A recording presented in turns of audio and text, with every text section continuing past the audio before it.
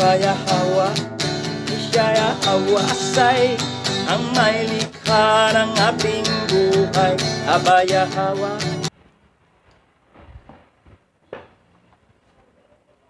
Magandang hapon po sa ating lahat sa oras na ito at ikinagagalak ko po kayong makasama. Ayan. So, bago po ako magsimula sa akin pong isi-share sa inyo, tayo po muna ay sumandaling manalangin. Yaman! Halalaway, makakaupo na po tayo lahat. Ayan. Dating kakilala po namin at kapitbahay na kasama nila Bishop sa Eastwood, sila Sister Juliet at si Kuya Mario Giliro. Sabi niya sa akin, Pastor, bawa kwartawab, sabi nga nun, halalawaya. Sabi ko, bakit ito nagbabawa kwartawab at naghahalalawaya? Yan po ang Hebreo na greeting. Sabi ko, opo, alam ko yan. Sa madaling salita, ipinakilala nila sa akin si Bishop at pumunta sila sa bahay. Hindi pa dumarating po ang Ulysses. Hindi pa kami nababaha.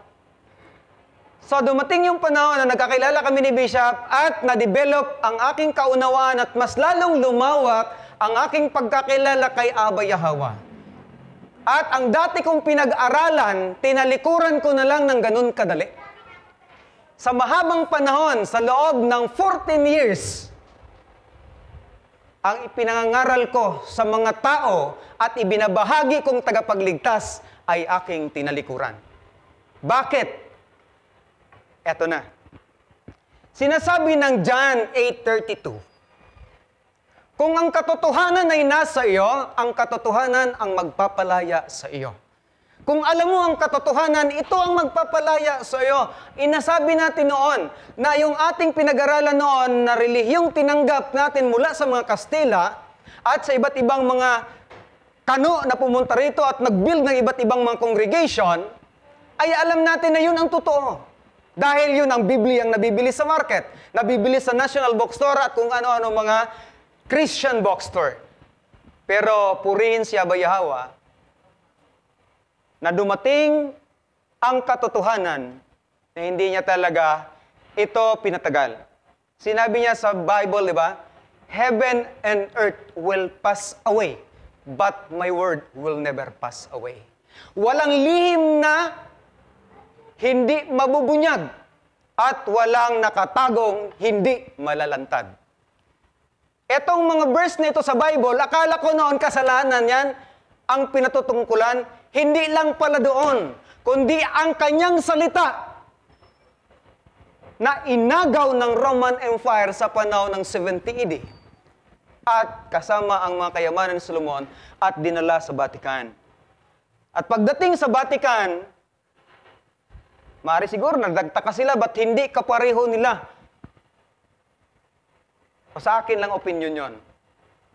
So, sa madaling salita, mayroon pong nangyari na ang Hebrew Bible ay dinoktor ng Vatican Canon Law.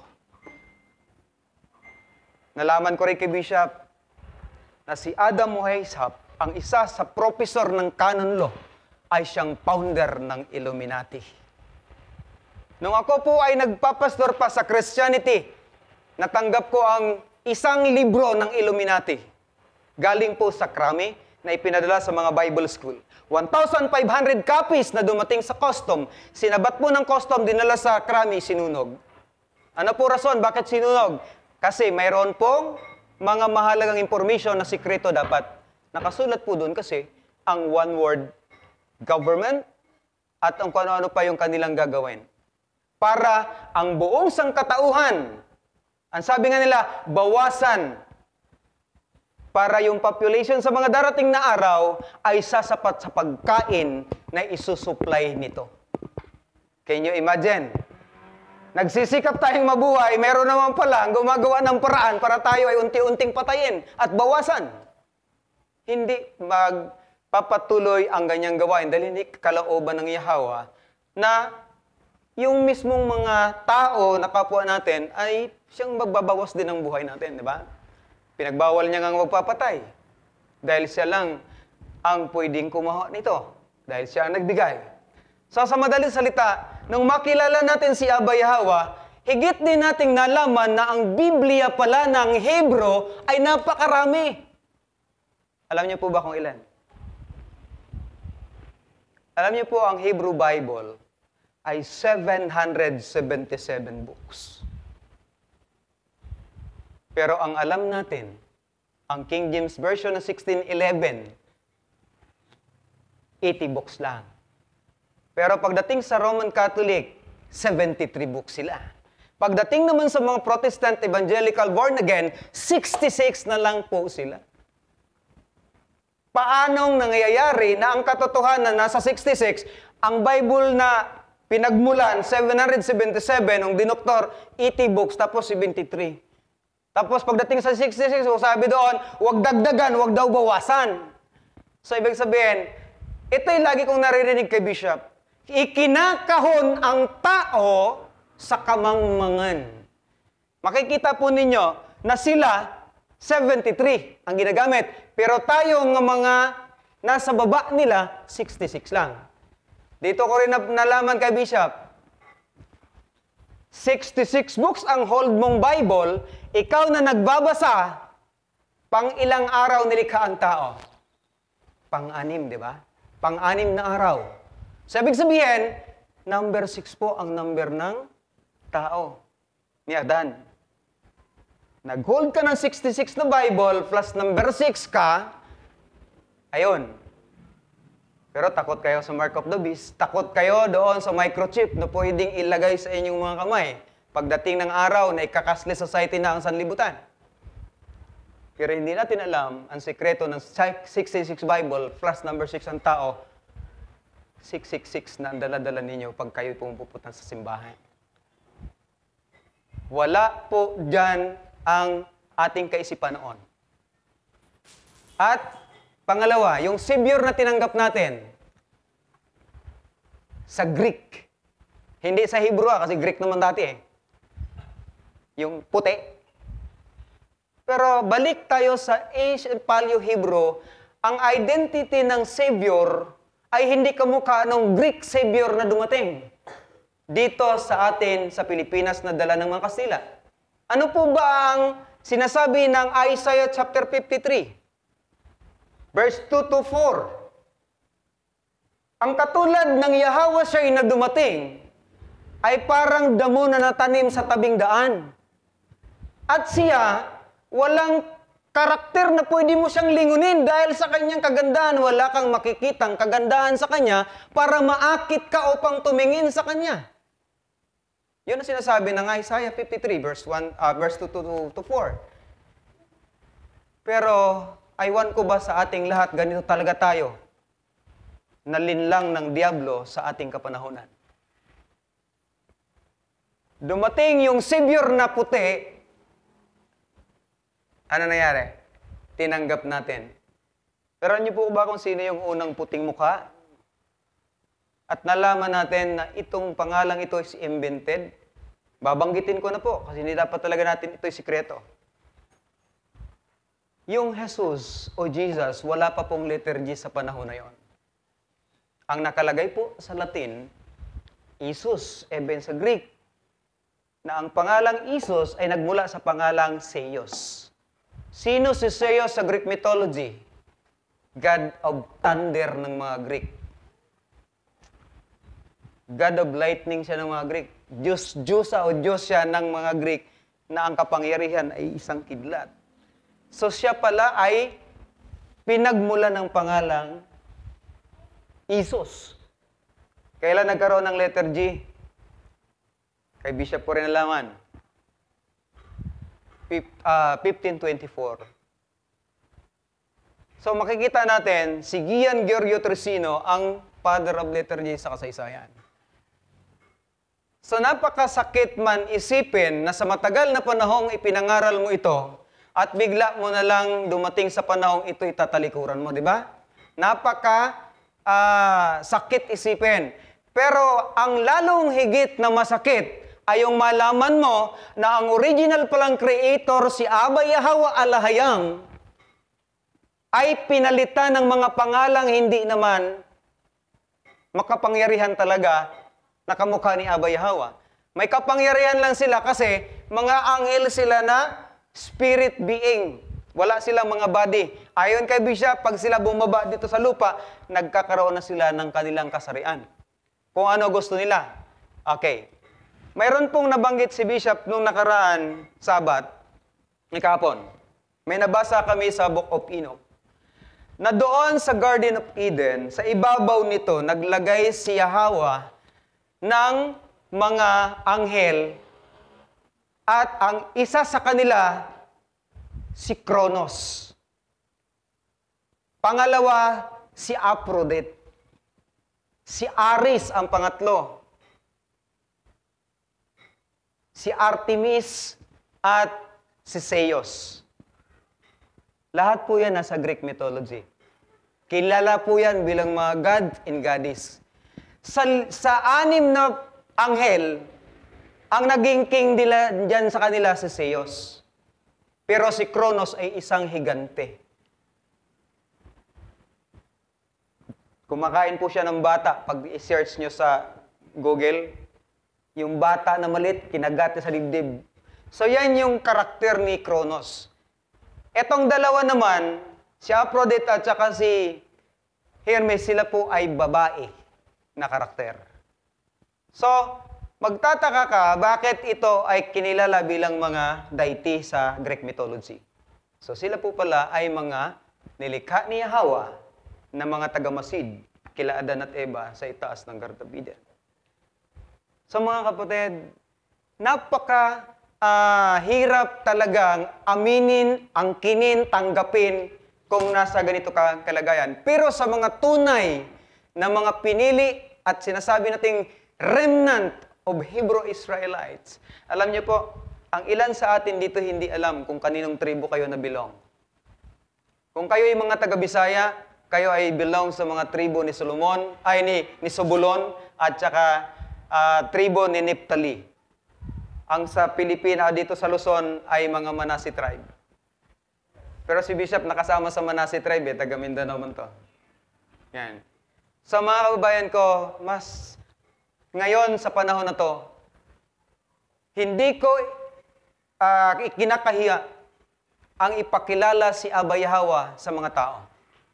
Alam niyo po, dito ko naranasan sa pagtitestify sa pangalang Yahweh, Yahweh Shai, dito ko naranasan ang Mateo 5:11 and 12. At yung Lucas, dito ko rin napatunayan. So makikita natin na yung katotohanan na sinasabi sa Bible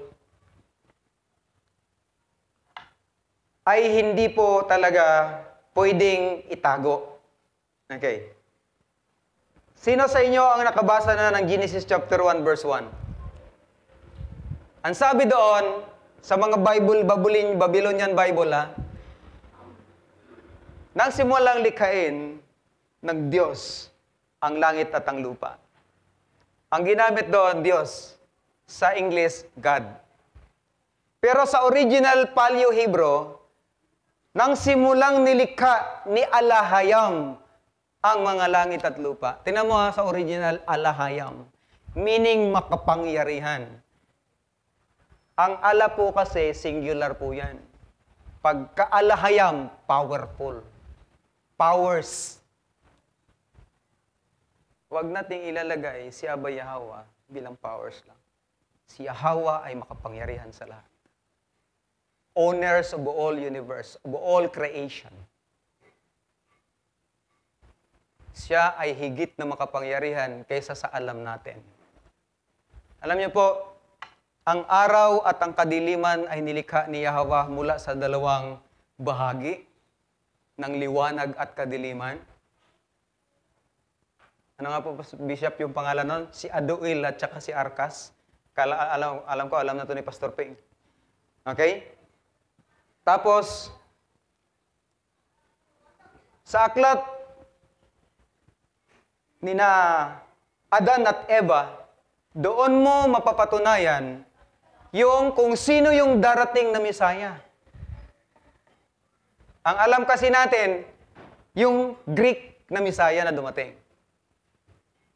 Tapos, napakaraming mga doktrina ang lumabas, may kinalaman sa iba ang katauhan ng Ama, iba ang katauhan ng Anak. Parang hindi sila belong sa isa't isa. Kaya sinabi niya sa John 10:30, I and my Father are one. Even sa panahon ng pakikipag-usap ni Yahweh siya noon, sa kanyang isang tagasunod, yung nakakita sa Ama ay nakakita na rin sa Kanya. O nakakita sa Kanya ay nakakita na rin sa Ama. Maraming mga pagkakataon na pinagdududahan ang kanyang pagiging isa. Ayan. Pero dito po natin mapapatunayan. Sa aklat ni Adan, anong sabi po dito? Nung nangako si Yahweh ng paraan ng pagliligtas kay Adan, sinabi niya, gagawin ni Yahweh ang pagbaba sa lupa mula sa langit. At siya na mga walang kapanahunan ay iibibilang sa mga kapanahunan. At siya na walang mga taon ay sasailalim sa pagbilang ng mga taon. At sabi niya na siya mismo ang maggagawa ng paraan na ang kanyang buhay, ang kanyang dugo, ang siyang magiging daan ng pagbabayad sala kay Adan. So ano po ng katotohanan ito kung hindi po natin alam? Ayan. Unang aklat ni na Adan at Eva, Kabanata 24 at 4 hanggang 6 po yun. Kasi wala po akong dalang na ilalagay po sa screen. Kung gusto niyo pong masundan ang mga aral na ito, huwag po ninyong kalimutan i-subscribe ang YouTube channel ni Bishop na andun po lahat ina-upload niya yung aming mga pinag-aaralan na na-translate na mula po sa original Paleo-Hebrew, English, Tagalog at Cebuano. Hindi na po kayo mahihirapan na i-research yon o pag-aralan pa, problemahin kung paano salin dahil yon po ay mga nasalin na pakikinggan nyo na lang. Susundan nyo na lang ang mga na-translate ni Bishop para po maging kapaki-pakinabang na suporta sa mga katotohanang Hebrew belief tungkol kay Abba Yahweh Alahayam. So, dati, kapareho din po ako ninyo nangangamba na tawagin ang pangalang Yahweh. Ang gusto ko rin kamukha ng ginagawa ni Oichi na pwede rin namang Ama kung kayo medyo shy na konti. Ama na lang. Pero, nakoreksyonan po tayo ng ating bishop. Dalawa po kasi ang nagpapakilalang Ama at napakarami po maliban sa kanila. Pag credit po ang Ama lang at hindi naigbibigay ang pangalan, hindi po natutukoy ang isa. Hindi po natutukoy kung kanino nyo ibinibigay. So, huwag po kayong ma-heart sa akin dahil kailangan po nating bigyan ng pangalan. Halimbawa, may dalawang lalaki, pareho tatay. Hindi mo matutukoy kung sino ang tatay mo kung hindi mo siya tatawagin sa sarili niyang pangalan. Hindi po yun lilingon. Tay. Lilingon silang dalawa. Kasi tay ang tawag mo. Pero kung Tatay Badong, o alam niya na siya tinatawag si Badong, Tatay George, lilingon siya. The same sa ating pagkakilala. Tawagin natin sa pangalang Yahweh Alahayam at ang ating tagapagligtas, Mashiach Yahawashi. Bagamat sila ay iisa, mayroon po silang kapanahon ng pinaglaanan ng kanilang oras. Ang Abba Yahweh sa paglikha, sa pakikipag-deal kay Adan, paano si Adan iligtas, at nung dumating si Yahweh siya bilang ipinanganak sa katawan ni Maria, na galing sa pangalan ng ating Ama, ang kanyang papel ay ang patayin siya, ibigay ang kanyang buhay para sa katubusan ni Adan at ng kanyang mga saling lahi. Di ba yun ang purpose ng pagdating ni Yahweh siya? Pero, mayroon po tayong dapat maunawaan. Dalawang klase ng tao ang nabuhay sa daigdig na ito.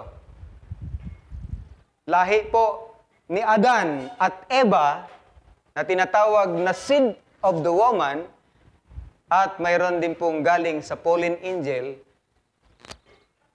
na naglagay ng binhi sa sinapupunan ni Eva at tinatawag na serpent seed. So, makikilala po natin ang dalawang ito. Inalaw ni Abba Yahweh na mangyari ang mga bagay nito at dumami sila pareho.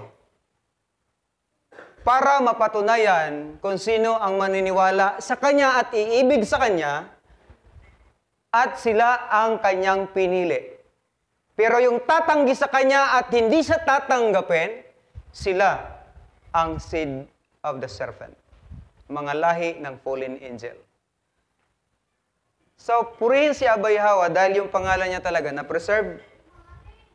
Inalaw ni Abba Yahweh din sa kabila ng lahat na ang naging dahilan ng pagkawala ng kanyang pangalan ay ang pagtalikod ng kanyang mga hinirang. Na sila ay nag-scattered, sila ay naalipin, sila ay sinalakay ng kanilang mga kaaway. Para ang banal na pangalan ng Yahweh ay ma-preserve sa kabanalan. Kasi kung totoo na God ang pangalan ng ating Creator, nakakaloko ang mga puti. Diba, yung mga Amerikano? Ginagamit sa pagmumura.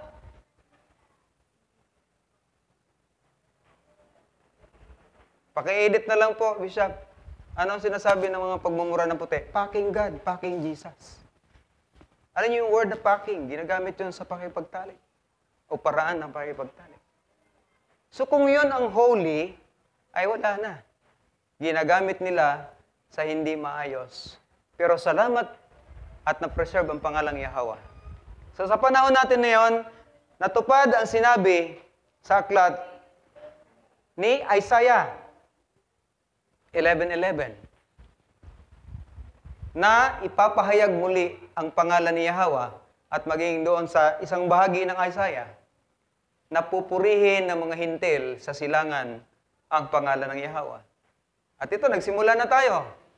Sa panahon ng pandemic, pagkatapos ng pandemic, nagsimula na tayong magpuri kay Abba Yahweh. At sa panahon na to, tuloy-tuloy ang pangangaral natin tungkol kay Abba Yahweh. At alam niyo po, ang naging kalaban ko sa pamilya ni Mrs. ay ang aking biyanan. Pangalawa, yung mga kapatid niya. Sa aking pamilya naman, yung aking mga tiyahin na napaka-devoted. Sila ay hindi ko madala. Sa siyam kaming magkakapatid, 3 lang kaming naniwala kay Abba Yahweh. Sa 4 na magkakapatid ng aking may bahay, 1 lang siya na naniwala kay Abba Yahweh. So sa madalit salita, magkakapatid man tayo sa laman, sa isang pamilya, pero iilan lang ang nakakakilala kay Abba Yahweh. Di ba? Like for example, si Abraham. Marami sila magkapatid.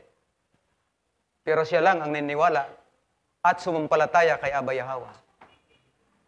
Si Job, ang kanyang mga anak at asawa, naranasan ang karangyaan na ibinigay ng ating Creator, ng Abba Yahweh. Pero alam niyo kung anong nangyari? Na nagkabukol na si Job, sabi ng asawa niya, talikuran mo na yung Yahweh mo para sumpain ka at mamatay ka na. So, ibig sabihin, hindi believers pala ni Yahweh yung asawa ni Job. At sa amin pong pananaliksik, sa pananaliksik po ng ating bishop, ang gamit po nilang Bible, o naming Bible ngayon, ay yung galing pong Ethiopia na 120 books. Hindi na po kami gumagamit ng 80 books, hindi kami gumagamit ng 66 books. Kasi lahat po nang galing sa Vatican Canon Law is doctorated. Kaya may testing kami kanina ni Pastor Ping kay Bishop. Pinatranslate doon sa Hebrew. Na ang sabi doon sa Babylonian, tigilan na ninyo ang mga lumang aralin. Pero sa original, ipagpatuloy ninyo ang mga lumang aralin at tigilan na ang mga bago. Tama mo pagkasalungat? Layo, no?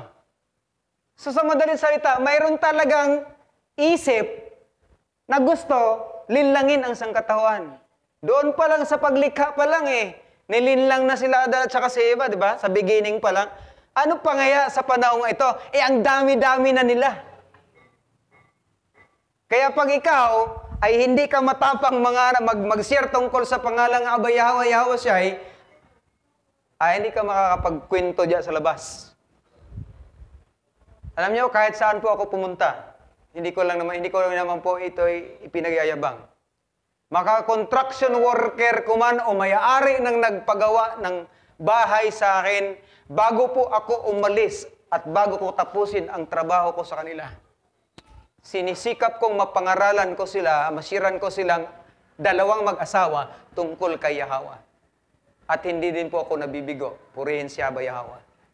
So sa madalit salita, ito po yung Bible na iilan po na ibinahagi sa atin ni Bishop. 79 books po ito. Nandyan pa po kayo makikinig sa akin saglit. Babasahin ko Number 1, ang aklat ni Adan. Ito yung hindi sinama sa Vatican Canon Law Pangalawa, ang unang aklat ni Adan at Eva. Ang una, aklat ni Adan. Pangalawa, ang aklat ni Adan at Eva. Hanggang pangatlo ay aklat pa rin ni Adan at Eva. Number 4, ang aklat ni Enoch. Ang ikalawa, number 5, ang ikalawang aklat ni Enoch. Ang pang-anim, aklat ng mga higante. Pang-pito, ang aklat ng Jubileo. Pang-walo, aklat ni Jaser. Hindi ko alam kung familiar kayo sa aklat ni Jaser. Ang aklat ng Tubit, ang number 9. Number 10, ang aklat ni Judith. Number 11, ang karunungan ni Salomon. Nasa apocryphal books po ito. Number 12, karunungan ni Josue, na anak ni Sirach. Number 13, ang aklat ni Makabeo. Alam nyo, ang Makabeo sa apocrypha, 3 lang ang inilagay. Pero dito sa ibinigay ni Bishop, 4. May 1st, 2nd, 3rd, and 4th Makabeo. Tignan nyo. Pinagluloko talaga tayo. Okay. Number 16, ang ika-4 na aklat ng Makabeo. Ang number 17 po, mga panalangin ni Manase. 19, ang liham ni Jeremias. 20, ang awit ng 3 kabataan. Ito po si Sadrach, Mesach at Abednego ito. Yung kwento sa Babylonia na tinapon sa pugon na 3 lalaki na nakita ni Nabucodonosor, 4 na yan sila. Yun yung 3 kabataan. Number 21, Bill at ang Dragon. Nandun din po ito sa apocryphal books. Number 22, ang panalangin ni Azarias. Number 24, ang aklat ni Udis. 25, ang mga awit ni Solomon. Number 26, ang mga tipan ng 12 patriarka. May mga sulat po ang 12 anak ni Israel. May mga kanya-kanya silang isinulat na mga tipan. 27, ang Apocalypse ni Elias. 28, Apocalypse ni Moises. 29, ang Apocalypse ni Ezra. 30, Apocalypse ni Sapania. Bagamat may mga books ang Sapania, mayroon din silang mga Apocalypse. Ibig sabihin, may mga kapahayagan sila o revelation. 31, ang Apocalypse ni Shadrach. 32, Apocalypse ni Abraham. 33, Apocalypse ni Daniel. 34, Apocalypse ni Paul. Ang mga Apocalypse ni Pedro, ni Thomas, ni Esteban, ni John the Theologian. 39, ang Ebanghelyo ni Thomas, Ebanghelyo ni Pedro, Ebanghelyo ni Felipe, Ebanghelyo ni Maria Magdalena, ang Ebanghelyo ni Judas, ang Ebanghelyo ni Nicodemo, at mga gawa ni Poncio Pilato, ang Infancy Gospel of James, ang Infancy Gospel of Thomas, ang mga gawa ni Andres, gawa ni Pedro, ang mga gawa ni Juan, mga gawa ni Pablo, gawa ni Thomas, gawa ni Felipe, gawa ni Mateo, at gawa ni Bartolomeo, ang mga gawa ni Tadeo, ang gawa ni Simeon at Silot, at mga gawa ni Matias, ang mga gawa ni Andres at Mateo, ang mga gawa ni Bernabe, ang mga gawa ni Santiago. So, 61 and the last 2, part 10. Ang mga gawa ni Paul at Tekla, meron pa. Hindi ito yung komedyan, ha? Si Tekla, isang magandang babae ito. Ang mga gawa ni Pedro at Andres, ang mga gawa ni Felipe at Thomas, ang mga gawa ni Pedro at ang 12 apostol, ang mga gawa ni Juan Theologian, ang mga gawa ni Thomas at Felipe, ang mga gawa ni Timoteo, ang decades o pagtuturo ng 12 apostol, ang pastol na si Hermas, and ang sulat ni Bernabe, ang liham ni Clemente, ang liham sa mga taga-Laodicea, ang Apocalypse ni Hermas, ang ebanghelyo ng Ibionita, ang ebanghelyo ng Nazareno, ang ebanghelyo ng Hebro, at tradisyon ni Metras, ang aklat ng Laodicea, at mga gawa ni Jan at Tekla. Yan po ang 79. I-plus mo ang 66 Bible. Ilan po lahat? 145 books. Yan po ang nasa kaalaman po nating lahat ngayon. Pero bakit yung 145 books na yan ay inalis ang 79? Kasi sa aklat ni Adan, dito po natin malalaman kung paano nagsimulang nagkasala si Adan at kung sino ang naging dahilan. So kung gusto po ninyo na maging sa inyong information ito, huwag po ninyong kalilimutang i-subscribe ang YouTube channel ni Bishop. Na andun po lahat yan na pinag-aaralan at patuloy na sinisikap ni Bishop na i-translate sa ikapakinabang nating lahat. Mga kababayan ko, mga kapatid, at lahat po ng mga mananampalataya sa daigdig na ito. Sinasabi ko sa inyo, ang original po na Messiah ay si Yahawashi. 6 BC up to 70 AD, kilala po siya sa bansang Israel. Siya po ay hindi masyadong tinanggap doon, gawa ng hindi po kasi siya gwapong lalaki. Tamo, dinadivert ng mga pare ang Pilipinas na yung Jesus na puti ay may Jesus na itim, yung Black Nazarene.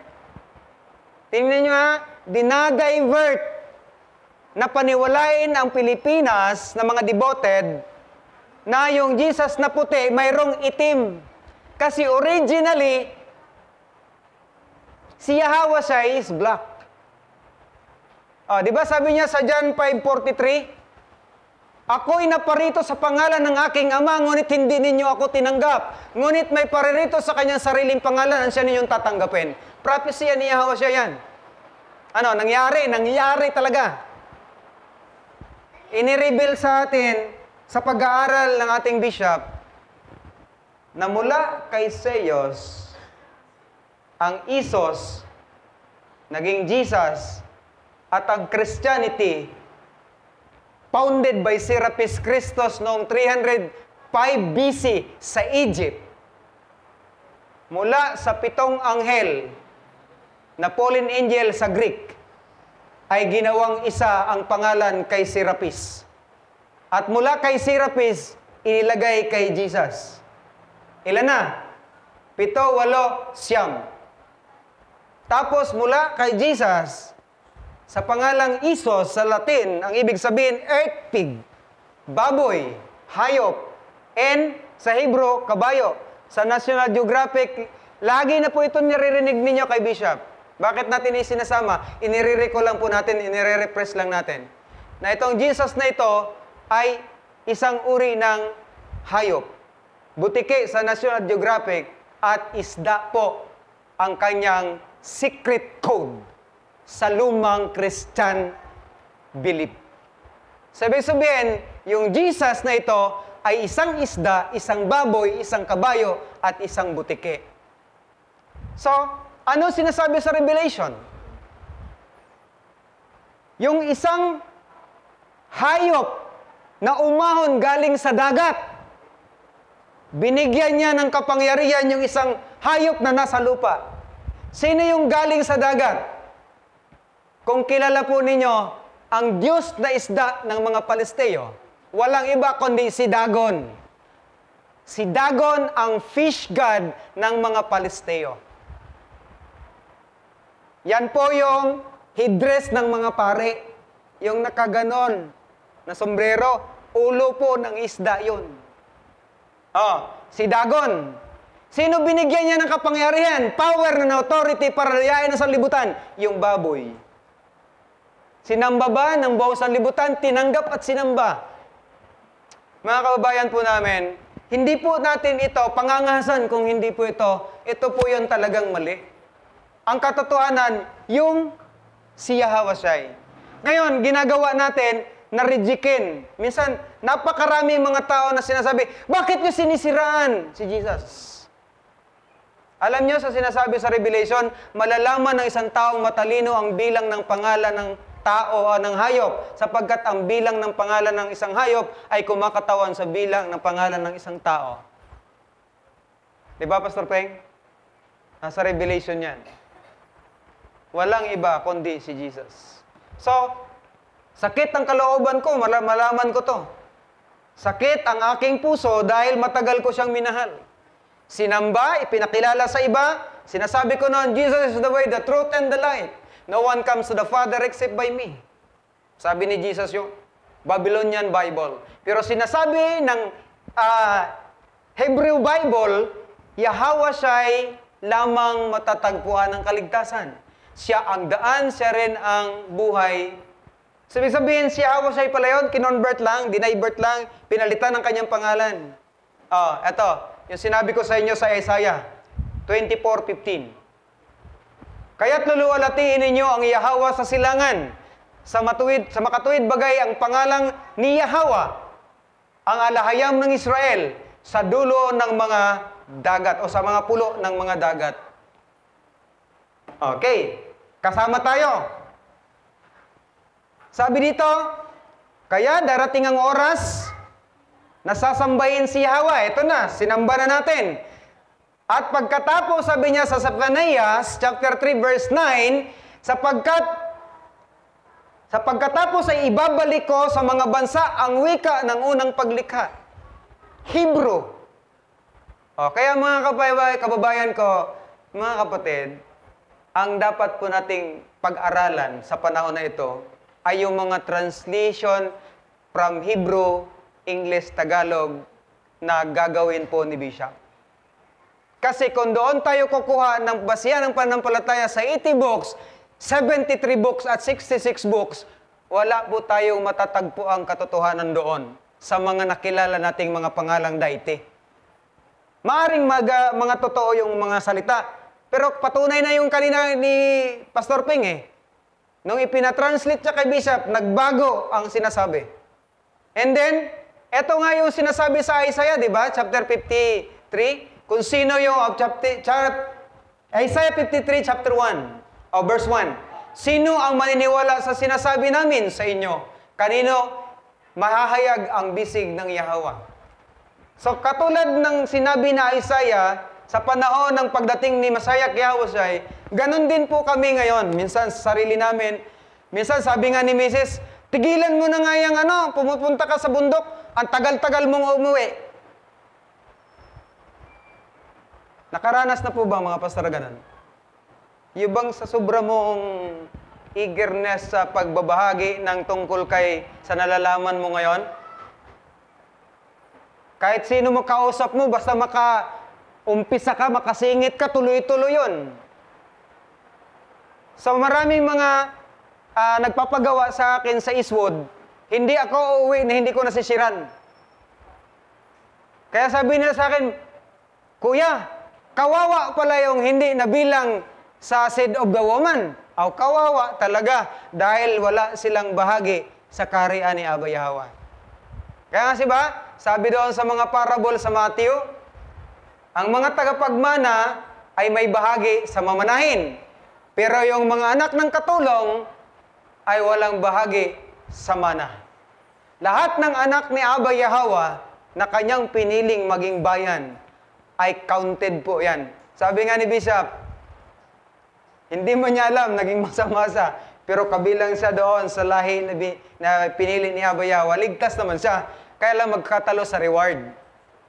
Pero lahat ng mga naging anak ng fallen angel dito sa lupa, mga kapatid ko, wala talagang bahagi sa kaharian ni Abba Yahweh.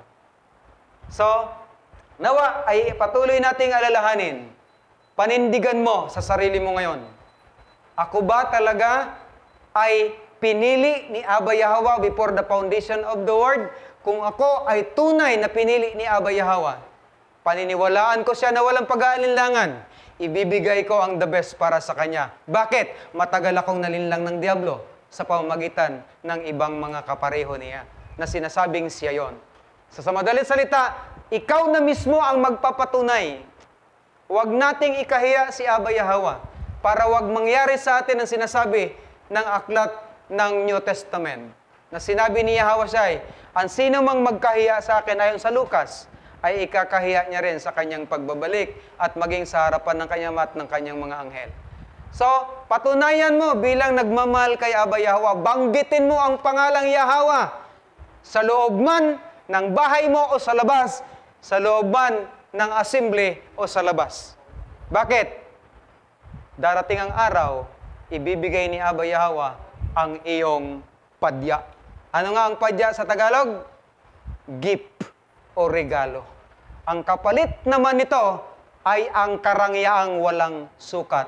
Be blessed in Shalom.